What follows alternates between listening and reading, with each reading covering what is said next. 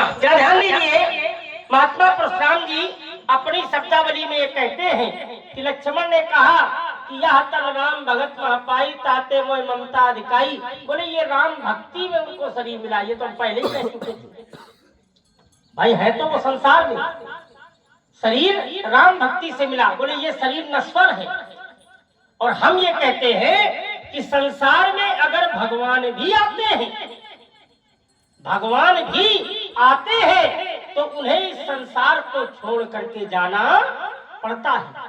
जैसे भगवान ने जितने स्वरूप धारण किए, अब जरा थोड़ी मैं गहन विषय दे रहा हूँ, जरा ध्यान दीजिए, क्योंकि हम ये देख रहे हैं कि सुनने वाले बहुत लोग अच्छे हैं, लेकिन जो संवाद हो रहा है उसमें कोई बल नहीं मिल रहा है, कोई ताकत नहीं मिल रही है। जरा ध्यान दीजिए महाराज, संसार में भगवान भी अगर आते हैं तो भगवान के अनेकानेक रूप, एको हम बहुश्यामी, एक नहीं अनेक रूप में। और वो अनेक रूप कौन है? तो कहा भगवान के रूप जब जब नाथ सुरन दुख पायऊ, तो नाना बपू धरी तुम्हारी नसायऊ, मीन कमठ सुकर नर हरि।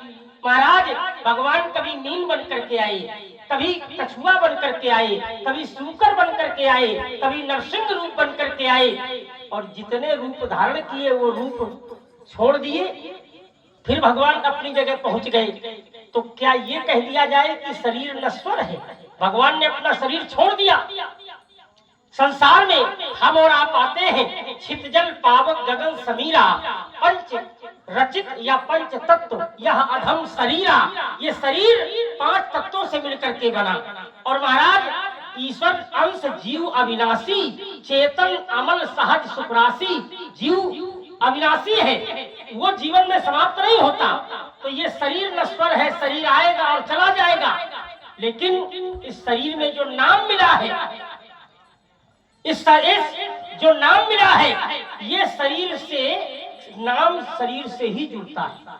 क्या आप लोग ध्यान दीजिए, जैसे हमारे बुजुर्ग कोई घर में नहीं है, उनका शरीर छूट गया, लेकिन आज भी ये कौन है, किसका घर है? तो लोगों ने कहा ये अमुख व्यक्ति का घर है। तो शरीर नहीं है, लेकिन उस नाम से हम लोग उस शरीर का, उस स्वरूप का दर्शन न रहने पर भी करते हैं। जैसे भगवान ने अपने स्वरूप में आए और चले गए, भगवान ने वो शरीर छोड़ दिया, तो क्या उस शरीर का दर्शन नहीं, उस शरीर की पूजा नहीं?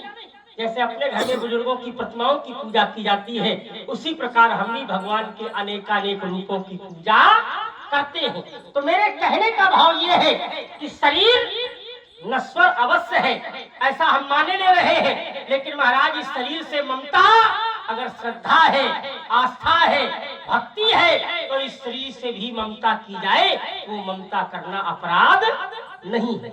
यद्यपि ममता क्या है? तो महापुरुष कहते हैं कि ममता एक रोग है। ममता दाद, मानस रोग जब पढ़िए तो ममता दाद का रोग है। और महाराज ये दाद का रोग क्या अच्छा होता है?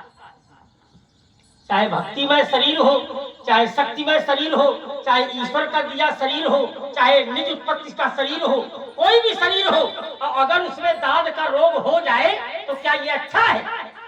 ये तो अच्छा नहीं है। और महाराज अगर ये रोग है तो उस रोग को समाप्त करने के लिए एक ही आधार है, राम कृपा नासई सब रोगा। तो महाराज जब तक राम कृपा नहीं होगी तब तक ये रोग समाप्त होने वाले नहीं है। इसलिए मैं चाहता हूँ कि जो ममता है, ममता ही आस्था है के रूप में साधना है, ममता ही श्रद्धा के रूप में उपासना है, और ममता ही संसारिक रूप में वासना है। संभवतः मैंने इसको जो जोड़ा है, इसको जोड़ करके केवल निराकरण किया है, कोई तर्क नहीं छोड़ा। अब अगर आपका कोई चिंतन हो तो जरूर सुनाएं। ध्यान दीजिए। दूसरी इसमें खंडन किया कि अनुमोदन किया है? ना, अनुमोदन नहीं किया। मैंने आपको की बात का इतनी देर से जो चर्चा चल रही है, उस चर्चा को मैंने समाप्त करने के लिए कोई अब नया बिंदु बने, इसलिए नए बिंदु के आधार पर मैंने इसका अनुमोदन नहीं किया। मैंने अपनी चर्चा को विराम देते हुए कहा कि मेरे आधार पर ये सब कुछ, जैसी आस्था हो, जैसा मन हो, जैसी दृष्टि हो। अब ध्यान दीजिए, एक दूसरी बात विशेष आई। कहा गया जाना गया लेकिन माना नहीं गया। अब यही हम कहते हैं तो आपको बुरा लगता है कि विद्यालय के पीछे कहते हो, मस्तिष्क कहते हो, ये नहीं कहना चाहिए भाई। जब तक जाना नहीं जाएगा तब तक माना ही नहीं जाएगा। और हम कहते जब जान लिया तो मान लिया। जाने बिन न हो ये प्रतीति और बिन प्रतीत हो ये नहीं प्रीति। देखिए अगर जानकारी नहीं होगी तो जब जान लिया तभी तो माना। अब देखना कैसे जाना, क्या बोले जाकर नाम सुनत शुभ होई, ये जानकारी है। माना क्या, बोले मैं मोरे गृह आवा प्रभु सोई, मेरे घर में वही प्रभु आ गया। अब ये मानता है कि नहीं? ये कह रहे जानना है, जानना ना ना बीच में नहीं, जरा रुको, तसल्ली रखो। बर्तन वही खनकता है जो फूटा होता है, और बीच बीच वही बोलता है जो झूठा होता है ना? जबरदस्ती वाली बात नहीं होगी यहाँ, ध्यान दीजिए। क्योंकि तुमसे ज्यादा जबरदस्त है हम, अगर हम आ गए, जरा ध्यान दीजिए। साहित्य से काम बनने वाला नहीं। यही साहित्य है, यही साहित्य है महाराज। और सुनो, जानकारी भी परमात्मा की कृपा है। अगर परमात्मा की कृपा नहीं है तो लोग जान भी नहीं सकते हैं। क्यों? बोले सोई जाने यही देव जनाई। और जब जान गया तो मानने की जरूरत नहीं है महाराज। बिना माने ही सब कुछ मिल गया, सब कुछ हो गया। बोले जानत तुम्हारी हुई।